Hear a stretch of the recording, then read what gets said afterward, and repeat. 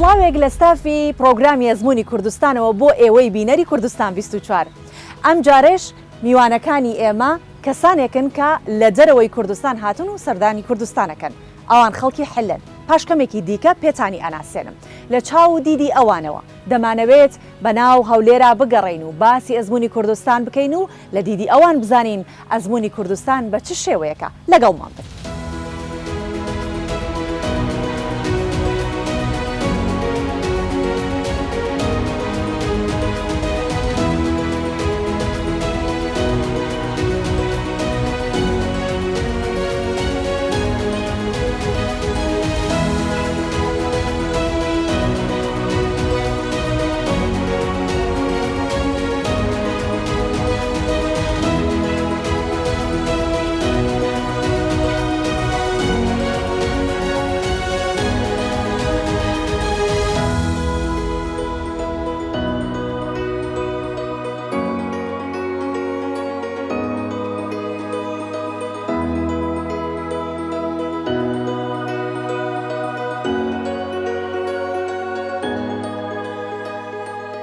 بەڵێ هەروەکو دەبینن ئێمە لە ناو پاسی پرۆگرامی ئەزموونی کوردستانین وە گەشتەکەمان لێرەوە دەستی پێکات.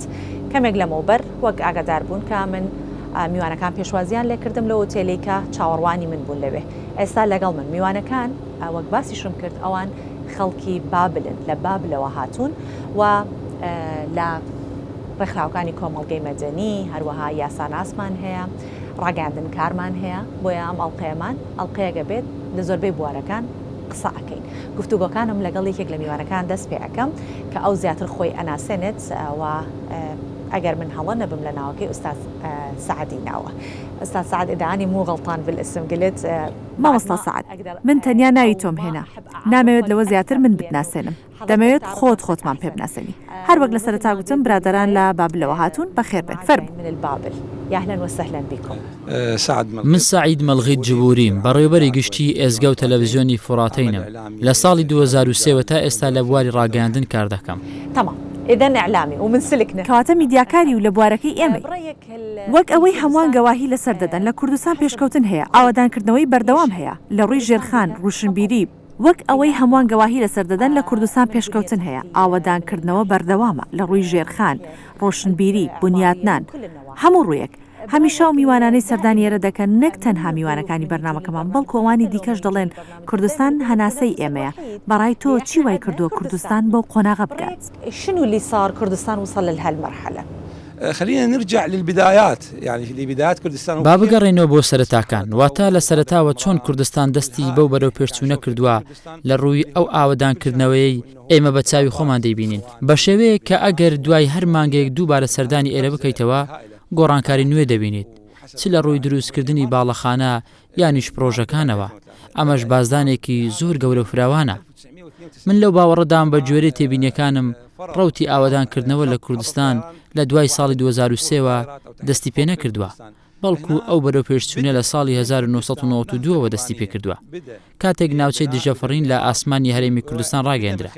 لەو کاتەوە هەرێمی کوردستان دەستی بە هەنگاوی بنیاتنانەوە و ئاوادانکردنەوە کرد. دەستی بە دروستکردنی باڵەخانە کرد. لە ڕێگەی پەیوەندیە سیاسی و ئابوووریەکانیەوە لەگەڵ وڵاتانی دیکە دەستی بەو هەنگاوەنا.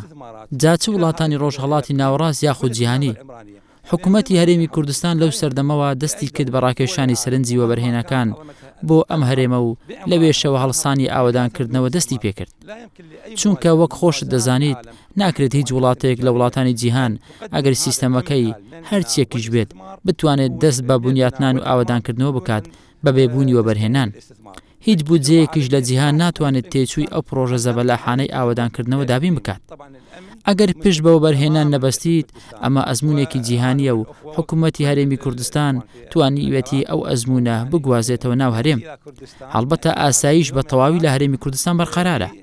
ئێمە و هەموو خوشکوبرایانی عراقی کە ڕوو لە هەرێمی کوردستان دەکەین لێرە هەناسەیەک هەڵدەمژین و ئێرە وەک سیەکانی عراق سیر دەکەین. واتە کوردستان سیەکانی عراقە و سەقامگیری لە کوردستان دەبینین. دوایین کاری حکوومەتی هەرێمی کوردستان لەگەڵ سندوقی گەشەپێدانی نێودەوڵەتی و سەربەنەتەوەی گرتوەکان بوو کە کاریان لەسەر پرۆژە گەورە مامناوەند و بچووکەکان کرد. تۆ پرسیارت دەکردم ئێمە وەکو میدیاکار ئەرکی ئێمەیە کار لەسەر گواستنەوەی ئەو ئەزمونە بکەین لە ڕێگەی کەناڵە میدیاییەکانمانەوە پێویستە هەموو ئەو دەستگایانەی لە ناو عێراق کار دەکەن بەلایانی کەم هەر یەکێکیان بەرنمەیەکیان لە ناو کوردستان هەبوایە بۆ نمونە ئێمە زۆر بەرنامە دەبینین کە لە ناو وڵاتێکی دیکە ئامادەی دەکەن کەواتە بۆچی ئێمە بەرنامەمان لە ناو کوردستان نەبێت بۆ ئەوەی هاوڵاتیانی عێراق لە پارێزگاکانی دیکەی عێراق ئاشنای ئەو ئەزمونە بێت و کار لەسەر ئەوە بکەن کە کاریگەری لەسەر حکوومەتە خۆجێیەکان هەبێت بۆ ئەوەی چاو لە هەرێمی کوردستان بکەن هەرچەندە ئێستا هەمویان ئەوە دەزانن و کوردستان بە چاوی خۆیان دەبینن کە چەندە پێشکەوتن لێرە کراوە بۆیە هیوادارین ئەو ئەزمونە بگوازرێتەوە بۆ پارێزگاکانی دیکەمان و ئینشاءالله لە ڕێگەی ئێمەوە وەکو میدیاکار ئەو ئەزمونە دەگوازرێتەوە.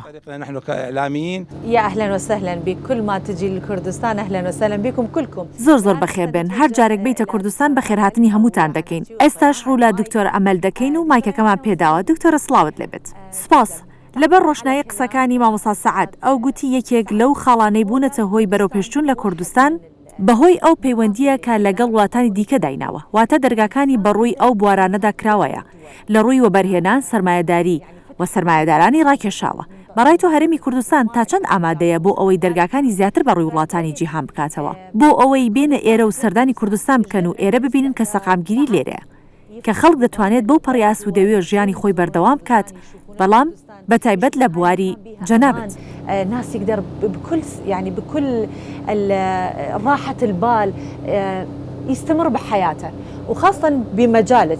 هي تجربة ناجحة جدا. ئەو گۆڕانکارانی لە کوردستان کراوە زمونێکی زۆر سەرکەوتووە و واتە گەورەترین سەرکەوتنە و هەستانە سەرپێ و کرانەوەش بەڕووی جیهاندا لە کوردستان بریتیە لە هاوکاری ئاشتیانە و پێکەوە ژیانی ئاشتیانە. هەڵبەتە ئەو وڵاتانەی گۆڕانکاریان تێدا دەکرێت دەتوانم بڵێم لە 195 گیان گرنگی بە پەروەردە دەدەن بەڵام شتێکی دیکە هەیە دەمەوێت ئاماژەی پێ بدەم ئەویش ئەوەیە کە پێویستە لە فێربوونی پەروەردەیی پشت بە سیستەمی تیممۆرکی بەردەوام بۆ پێگەیاندنی نەوەکان ببەسترێت بۆ هەموو پارێزگاکانی عێراق بەڵام من هانی گەشتیاری و ڕۆشنبیری و پەروەردەی لە نێوان پارێزگاکانی عێراق و هەرێمی کوردستان دەدەم هیوادارم پەیوەندی و بە یەکەوە بەستنی بەردەوام لە نێوان ئێمە و هەرێمی کوردستان هەبێت و بۆ گەشتەکان بۆ ئەوەی ئەوانیش بێن سەردانی ئێمە بکەن لە ناوچەکانمان لە بەغدا ئێمە متەنەبیمان هەیە مۆزەخانەی عراقمان هەیە. المتحف العراقي. تمام دكتورة أنتم أكثر. سواو دکتۆرە زۆرترینی ئەو کۆڕبەند و کۆنفرانسانیەوە بەشداریان تێدا دەکەن لە هەولێر بەڕێوە دەچێت لە هەرێمی کوردستان بەگشتی بەڕێوە دەچێت چ لە سلێمانی یاخود هەولێر بۆچی ئەو چالاکیانە لێرە ئەنجام ئەدرێت بۆچی لە پارێزگاکانی دیکە نییە خۆ بەغدا پایتەختە وەک خۆت دەزانی چەند بەناوبانگ بوو تەنانەت ئەو کۆڕ و کۆبوونەوانی لەلایەن ڕێکخراوە نێودوڵەتیەکان و کۆمەڵگەی مەدەنیش ئەنجام دەدرێن لە کوردستان زۆربەیان بەڕێوە دەچن هۆکار چییە؟ أولا لأن انفتاح كردستان یەکەم هۆکاری کرانەوەی هەرمی کوردستان بەڕووی ئەو ڕێکخراوە جیهانیانەی سەر بە وڵاتانی ئەوروپان کە زۆر بەڕوویاندا کراوەیە لە کاتێکدا من هیوادارم ئێوە کۆنگرەکانتان لە بەغدا بەڕێوە ببن ئینشاءالله ئێمەش ئیدارەیان دەدەین بۆ پێکەوە ژیان هاوکاری و ئاڵوگۆڕی ڕۆشنبیری و گەشتیاری لە نێوانماندا خدا تەمەنتان درێژ بکات و ئینشاءالله هیوادارین هەموو ساڵێک هەرێمی کوردستان گۆڕانکاری نوێ بەخۆیەوە ببینێت دەمەوێت ئەوەش بڵێم گەلی کوردستان گەلێکی ئاشتی خوازە و باوەڕی بە گۆڕانکاری هەیە و گەلێکی کراوەیە بەڕووی جیهاندا و میوانداری لای ئەوان لە ئاستێکی زۆر باشدایە ئەم سیفاتانە هەر لە کۆنەوە تایبەتمەندی خۆیانە و هەیان بووە. ئەشکرکم سپاس لە گەشتەکەمان بەردەوامین ئەمڕۆ ئێوە میوانی ئێمەن و لەگەڵمان دەمێننەوە سپاسشان دەکەم چونکە ئێوە ماندوو کرد. نانەخێر بە پێچەوانەوە ئەوە ماندووبوون نییە ئاسوودەیە و خوددا تەمەنتان درێژ بکات.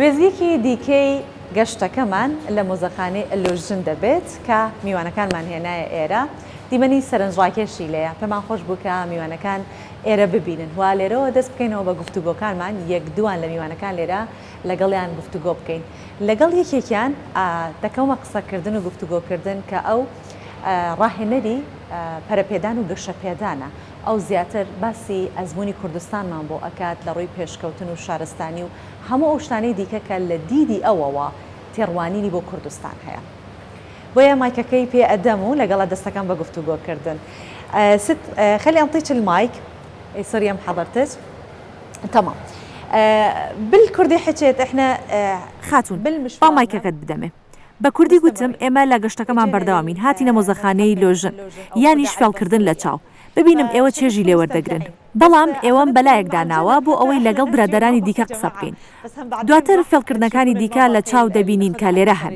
بەر لە هەموو شتێک خۆت بناسێنە و من زانیومە کە جەنابەت لە گەشەپێدانی وایە أنا عرفت حضرتك تنمية گەشەپێدانی مرۆیی بەڵێ ڕاهێنەر لە گەشەپێدانی مرۆیی من سیهام قەیسی خەڵکی بابلم بابلی شارستانیەت ڕاهێنەری گەشەپێدانی مرۆیم ماستەرم لە پەروەردەی وەرزش هەیە یاهلێن ست نريد من بەخێر بێ دەمانەوێت لە دیدگای تۆ سەری کوردستان بکەین ئەو ئەزمونە ببینین کە کوردستان پێیدا تێدەپەڕێت لە ڕووی ڕۆشنبیری و ئاوادانکردنەوە ژێرخان و گرنگترین شت لە پسپۆڕێتی تۆ کە گەشەپێدانی مرۆییە چۆن کوردستان لەو ڕوانگەیەوە دەبینیت أهم شيء لاختصاصك من التنمية البشرية شلون تشوفين الكردستان؟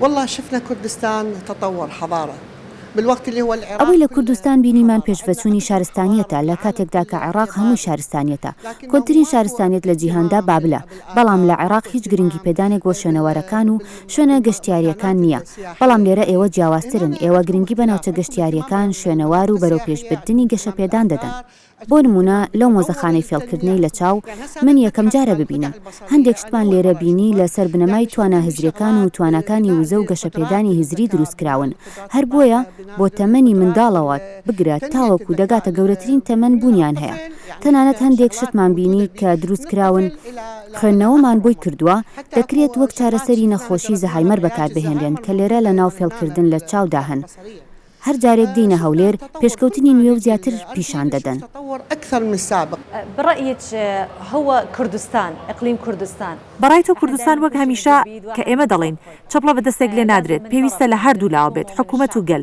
تۆ جەنابەت ئەو بەرپەشتوونەی لە کوردستان هەیە و ئەو خۆشەویستی و ئینتیمای تاکی کووردە بۆ وڵاتەکەی هەیە وەک هەمان ئەو ئینتیما خۆشەویستی هاوڵاتیانی پارێزگاکانی دیکە عێراق بۆ وڵاتەکەیان موجود بإقليم كردستان هل نفس الانتماء موجود بالعراق وبالمحافظات المنطقية لە هەموو پارێزگاکانی عێراق خەڵکانێکی خاوەن کەسایەتی گەورە سوارچاکی و بەخیرەت هەن واتە هەموو عێراقیەک وڵاتەکەی خۆش دەوێت من زۆر وڵاتی دیکەم بینیوە بەڵام باوەڕ ناکەم هاوڵاتی هیچ وڵاتێک وەک عێراقیەکان خاوەن غیرەت و کەسایەتی گەورە بن بەڵام جیاوازیەکە لەکوێدا لە نێوانماندا هەیە جیاوازیەکە ئەوەیە کە ئێمە پلانمان هەیە بەڵام جێبەجێکردنمان نییە لێرە جێبەجێکردن هەیە چاودێری لەسەر ئەرکەکانی چاودێری لەسەر کارەکانی جێبەجێکردنی پرۆژەکان هەیە لە پارێزگاکانی عێراق گەنجان بێکار و دانەمەزراوان و وەبەرهێنانیان نییە کەرتی تایبەت نییە جا هەڵبەتا ئەمە کاریگەری لەسەر وڵات دەبێت مشكلة العراق هو الأكو الخطط بس واتە کێشەی عێراق ئەوەیە پلانی هەیە بەڵام جێبەجێکردنی نییە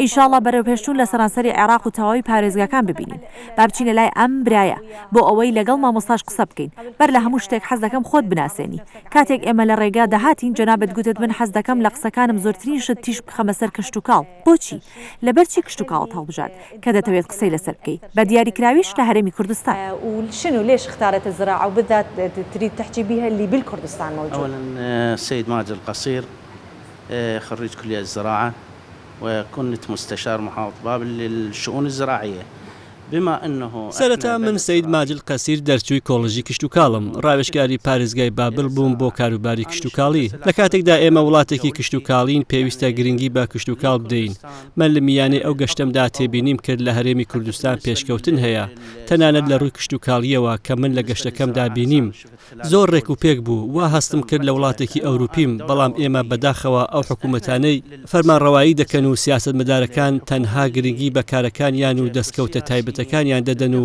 هیچ ئاوڕێکیان لە کشتتوکاڵ نەداوەتەوە لە نەهامەتیەکانی جوتیاران زیادیان کردووە و زەویە کشتتوکاڵەکانیان کردوتە شوێنی نیشتێجێبوون و کشتتوکاڵیش پشتگوێ خراوە. بۆچی جوتیار دەستبەرداری کاری جوتیاری بووە؟ یەکەم نرخی پەینی کیمیایی بە شێوەیەک بەرزە کە لە کاتی ڕینەوەی بەرهەم داهاتەکە تێچوەکەی پڕ ناکاتەوە. بۆیە ئێستا لای ئێمە وەک پارێزگای بابل جوتیاران دەستیان بە کۆچکردن بۆ سنتەری شار کردووە. بۆچی؟ چونکە کشتتوکاڵ نەما بەشە ئاو کەم بۆتەوە حکوومەت پاڵپشتی جوتیاران ناکات. ئەوەی من لێرە تێبینیم کرد بینیم حکوومەتی هەرێمی کوردستان هاوکاری جوتیاران و بەرهەمەکانیان دەکەن و لە بوارەکانی کێڵگەی پەلەوەری و کێڵگەی بەخێوکردنی مانگا سەرنجی و بەرهێنانیان ڕاکێشاوە. بەڵام ئەوە لای ئێمە نییە. ئەوەی بە جوتیاران دەدرێت بە دوواداچوونی بۆ ناکرێت کە پێویستە بە دوواداچوونی بۆ بکرێت و لی بپرسین کوا کێڵگەکەت کوا بەرهەمەکەت ئێمە لەوەدا بێبەشین. احنا لا من يعطون للفلاح للاسف ماكو متابعه له. المفروض يتابعوه انت وين الحقل مالتك؟ وين المنتوج مالتك؟ فهذا اللي افتقر له. حسب ما عرفت حضرتك همنا بەگوێرەی ئەوەی من زانی بێتم جگە لە عێراق جەنابەت وڵاتانی دیکەش گەڕاویت چۆن کوردستان دەبینیت. با بڵێین لە ساڵی 1991ەوە هێدی واتە 30 ساڵ تۆزێک زیاترە. تۆ جیاوازی نێوان سەرەتاکەی و ئەوەی کە ئێستا هەیە کە بەرهەمەکەیەتی و ئەو ئەزمونەی ئێستاە چۆن دەیبینی؟ هذا التجربة. شفت كردستان بالنسبة كأنه أنا طابق. من لە میانەی ڕۆشتنم بە شەقامەکاندا لە ڕووی ئاوەدانکردنەوە کۆمەلگاکانی نیشتێجێبوونی کوردستان وا دەبینم کە ئێستا من لە وڵاتێکی ئەوروپیم و پێشکەوتنی زۆر بەرچاو لە ئەرزی واقعدا هەیە و دەبیندرێت. بە شێوەیەک ئێستا ئێمە دەمانەوێت سوود لەو شارزایەی ئێرە وەربگرین. هو اللي هسه احنا نريد نستفاد من هاي الخبرة من عندكم ان شاء الله. واحنا غايتنا من برنامجنا اكثر شيء نسوي ان شاء الله مەبەستی ئێمە لە بەرنامەکەمان زیاتر بۆ بەهێزکردنی پێکەوە ژیانە لەگەڵ یەک و ئاڵوگۆڕکردنی بیرۆڕاکان لە نێوانمان بۆ ئەوەی ئەو بیرۆڕانە وەک ئەزمونێک بوازرێنەوە بۆ شوێنەکانی دیکە.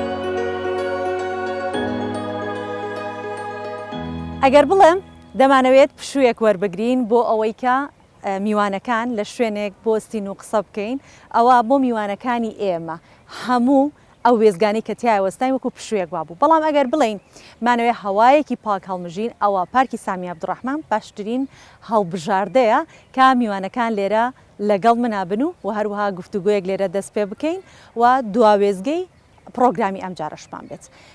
گفتوگەکانم ئەم جارە ڕووەکەمە یەکێک لە ئەو بەڕێزانی کە لەگەڵ مایە دکتۆرای هەیە لە یاسا دەمەوێت لە دیدی ئەوەوە بزانم ئەزمموی کوردستان بە چ شێوەیەک دەبینرێت وە مایکەکەی ئاراستاکەم خۆی زیاتر ئاناسێنێت ئەدا ممکن بەستە ئەگەر بکرێت مایکەکەم بۆ ئەو برادرە بگوازنەوە. تمام قبل كل شيء عرفنا بەر لە هەموو شتێک خۆتمان پێ بناسێنە بەو پرسیارەوە لەگەڵ دەست پێکەم تێڕوانینی تۆ بۆ کوردستان و ئەو پێشکەوتنەی لە کوردستان هەیە چونکە کاتێک ئێمە لە ناو پاسەکە بووین جەنابەت با سیستەمی هاتوچەی هەولێر سەسان بوویت جا سەرەتا لە هەر گۆشەیەکەوە تۆ حەز دەکەی قسە بکەیت لەوێەوە دەستی پێ بکە مایکەکە بە تۆی و فەرموو. فمن أي منطلق تحب تحكي بالبداية أو كمايك إلكو تفضل. شكرا جزيلا. زور سباس. سرتا دەمەوێت بایەتێکی قورئان دەست بە قسە بکەم ئەویش وەلەقەد کەڕەمنا بەنی ئادەم بنچینی دامەزراندنی هەر وڵاتێک لە جیهان دەوەستێتە سەر ژمارەیەک پێوەر یەکێک لەوانەش سیستەمە بەوەی کە ئەگەر ئەو وڵاتە سیستەمی تێدا بوو دەمەوێت لێرەدا لە ڕووی یاسایەوە باسی بکەم واتە ئەگەر سیستەمی تێدا هەبوو دەکرێت هەر شتێک کە هەوڵی بۆ بدات بە ئاسانی بەدەستی بهێنێت چونکە تۆ بنەمایەکی چەسپاوت هەیە و ئەو بڕیار و فەرمانانەی لە سەر ئەو بنەمایە دەردەکەیت ئامان ئامانجەکەی دەپێکیت. دواتریش هەندێک شتی دیکە هەیە ئەگەر بمانەوێت ئێمە سوود لە ئەزمموی کوردستان وەربگرین و کوردستانیش بیەوێت سوود لە ئەزمموی ناوەڕاست و خوار و وەربگرێت دەبێت ئاڵ و گۆڕی بیر و ڕاهەبێت. لە میانەی سەردانەکانی پێشوو ئێستا بۆ هەرێمی کوردستان ئەوەی جێگەی گرنگجە ئەوەیە کە سوود لە ئەزمموی ئێرە بۆ ئەوەی لە ناوچەکانی ژێردەسەڵاتی حکوومەتی ناوەند لە بەغدا و شوێنەکانی دیکەی باشوور و ناوەڕاست جێبەجێ بکەین. لەوانەش هاتوچۆی ئۆتۆمبیلەکان و سیستەمی هاتوچۆ کە زۆر بەڕاست و دروستی جێبەجێکراوە. هێماکانی هاتوچۆ هەن و یاسایەکیش هەیە هاوڵاتیان پێوە پابندن. دواتر پابندبوونی شۆفێران بە ئاماژەکان هەڵکردنی شارەتەکان لە کاتی پێچکردنەوە. من زیاتر لە جارێک داوام کردووە و گوتومە دەبێت یاسای هاتوچۆ بە شێوەی ڕاست و دروستی جێبەجێ بکرێت. ئەگەر لە بەغدا یاسای هاتوچۆ جێبەجێ بکرێت بۆ نەهێشتنی پشتێنەی سەلامەتی بە بڕی 50,000 دینار و پێبژاردن بکرێت من چۆن بۆ تۆ ئەو پشتێنەیە ببەستم. لە کاتێکدا تۆ بۆ من هێمە و ئاماژەکانی هاتوچۆت لەسەر شۆستەکان دانەناوە بۆ من هێمادا بنێ بۆ ئەوی منیش پێوە پابند بم هێڵکاری شەقامم بۆ بکە شەقامەکانم بۆ ڕووناک بکەرەوە. تۆ کە من بە شەقامێکی بێسەر و بەردا بچم و هیچت بۆ من نەکردووە لەسەر ئەو شەقامە دەتەوێت من پابند بم ئەو کات دەبێت بۆ سیستەم بگەڕێنەوە. سیستەم ڕۆڵی سەرەکی دەبینێت و یاساکان بە شێوەیەکی سەرەکی جێبەجێ دەکات. للقرار اللي هم المواطنين. شوف وجهة نظر رجل قانوني شلون فرق ويا وجهة نظر سیرکە دیدگای پیاوی یاسایی چەند جیاوازە لە دیدگای کەسانی دیکە چونکە ئەوان لە ڕووی یاساییەوە لێکدانەوە بۆ شتەکان دەکەن و لە ڕێگەی یاساییەوە شڕۆڤەی دەکەن. ڕاستە هەر شتێک لە سنووری خۆی تێپەڕێ لە دژی خۆی دەشکێتەوە. هەر شتێکیش بە یاسا بکرێت و ڕێژەیەکی یاسایی وەربگرێت بە دڵنیاییەوە شتێکی باش دەبێت. ئینشاڵڵا بە چاوی خۆمان دەبینین کە یاسا لە هەموو پارێزگاکانی عێراق جێبەجێ دەکرێت.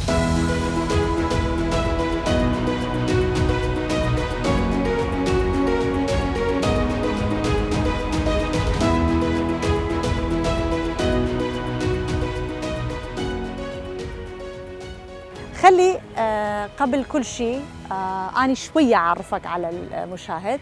حضرتك كاتب ڕێگەم بدا بەر لە هەموو شتێک کەمێک تۆ بە بینەران بناسێنم جەنابەت نووسەر ڕۆژنامەنووس و شاعری. جامایکەکە با بۆ نووسەر و شاعر و ڕۆژنامەنووس بێت. فەرموو خۆتمان پێ بناسێنە هەمیشە چاوی ئەو کەسانی نووسەر و ڕۆژنامەنووسن و شاعرن تێڕوانینەکەی لە کەسانی دیکە جیاوازە. هەرێمی کوردستان بە گەشت و گوزار بەناوبانگە. بەوە بەناوبانگە کە خەڵکانێک سەردانی دەکەن. جەنابەت گوتت چەند جار دێیتە کوردستان و دەحەسەیتەوە. گوتت هەر جارە دێمە ئێرە هەست بە جیاوازی دەکەم. دەمەوێت باسی ئەو ناوچانم بۆ بکەیت کە لە کوردستان پێیان دەوترێت ناوچە پارێزراوەکان ئەو ناوچانەی گرنگیان پێدەدرێت. دەمەوێت لە تۆ گوێبیستی بم. احكي لي على المناطق اللي بالكردستان مهتمين به من ناحية المناطق المحمية فأحب منك أسمع الكلام. الحقيقة تجربة كردستان تجربة كبيرة. ئەوەی ڕاستی بێ ئەزمموی کوردستان ئەزممونێکی گەورەیە. لە ساڵی 2023 تا ئێستا من زۆر جار سەردانی هەرێمی کوردستانم کردووە. واتە ساڵانە بە تێکڕای 5,000 سەردانی ئێرە دەکەم. تا ساڵی ڕابردوو سەردانم دەکرد. لەبەرەوەی بەرنامەیەکمان هەبوو وەستا. لە ڕاستیدا هەر جارێک دێم بۆ ئێرە هەندێک شت دەبینم گۆڕانکاریان بەسەر دەهاتووە. بە تایبەتی ئاوادانکردنەوە، سیستەم، پارکەکان و گرنگجیدان بە هاوڵاتی کوردستانی گۆڕانی زۆر گەورەی بەسەر دەهاتووە. ئەو هەولێرێکی ئێستا ئێمە لین وا هەز دەکەم مانگانە گەورەتر دەبێت. بۆ نمونە کاتێ لە ساڵانی 90ەکان بەرەو سەرتر دەهاتم وا هەستم دەکرد هەولێر تەنیا قەڵاکەی و گەڕەکەکانی دەبروبەرێتی. ئێستا ماشەڵڵا ئێمە لە هوتێلەوە نزیکەی کاتژمێرێکمان پێچوو تا گەیشتینە ئێرە. واتە هەولێر لە گەورە بووندایە. نەک تەنیا هەولێر بەڵکو لە هەموو شوێنێگەمە هەیە. تصور هالقلعة وما حولها. من ناحية ثقافية لە ڕووی ڕۆشنبیریەوە تۆ وەک چاوێکی نووسەر و ڕۆژنامەنووس چۆن هەرێمی کوردستانە بینی لە ڕێگەی ئەو فستیڤاڵانەی تۆ بەشداریان تێدا دەکەیت چونکە ئێوەش لە بابل فستیڤاڵی زۆرتان هەیە. لأنه أنتم هم بالبابل عندكم مهرجان. نعم احنا عندنا مهرجان. نعم. بەڵێ ئێمە فستیڤاڵمان هەیە. لێرە لە هەرێمی کوردستان پێشکەوتنی ڕۆشنبیری لە مێژەوە هەیە. من زۆر ئاگاداری ئەو بابەتەم. لێرە هونەرمەند ڕۆشنبیر ڕۆژنامەنووسی گەورە هەن. وێڕای بەڕێوەچوونی فستیڤاڵ زۆر گەورەیە. بۆ نمونە فستیڤاڵی کتێب، فستیڤاڵی هونەری، شێوەکاری، واتە فستیڤاڵی زۆر لێرە بەڕێوە دەچن. ئەمە ژمانەی وایە هەرێمی کوردستان تەنیا گرنگی بە ئاوادانکردنەوە و شوێنە گەشتیارەکان نادا بەڵکو گرنگیدانێکی زۆر بە ڕۆشنبیری شەقامی ڕۆشنبیری وەکو ئەدەب و هونەر و ئەوانی دیکە دەدەن. الشارع الثقافي الأدب الفنون وهكذا. أشكرك أستاذ تعبناك ويانا. حبينا هم إحنا ناخذ سپاس دەکەم. مامۆستا تۆمان ماندوو کرد حەزمان کرد لە دیدگای ئێوە بزانین کە چۆن دەڕوانە کوردستان چۆن ئەو ئەزمونە دەبینن کە هەرێمی کوردستان پێدا تێپەڕ دەبێت چونکە ئێمە هەمیشە دەڵێن ئێمە لە هەمان ناوچەی جوگرافیایی هەڵکەوتون ئەو پارچە زەویەی ئێمە تێداین ئەو ڕووداوانەی لە ناوچەکە ڕوودەدەن هەرێمی کوردستان دەگرنەوە عێراقیش دەگرێتەوە.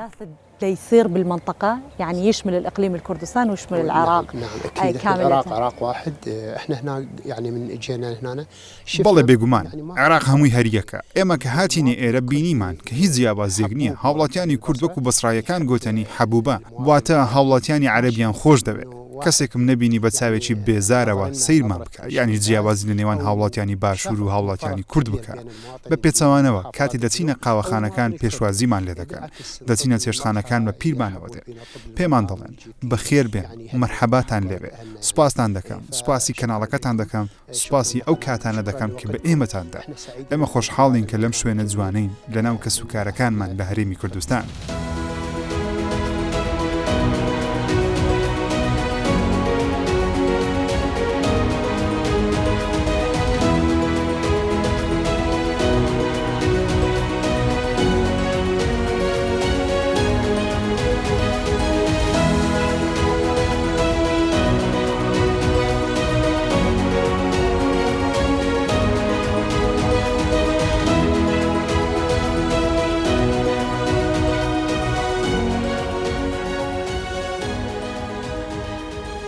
کوردستان هەر ئاوادان بێت.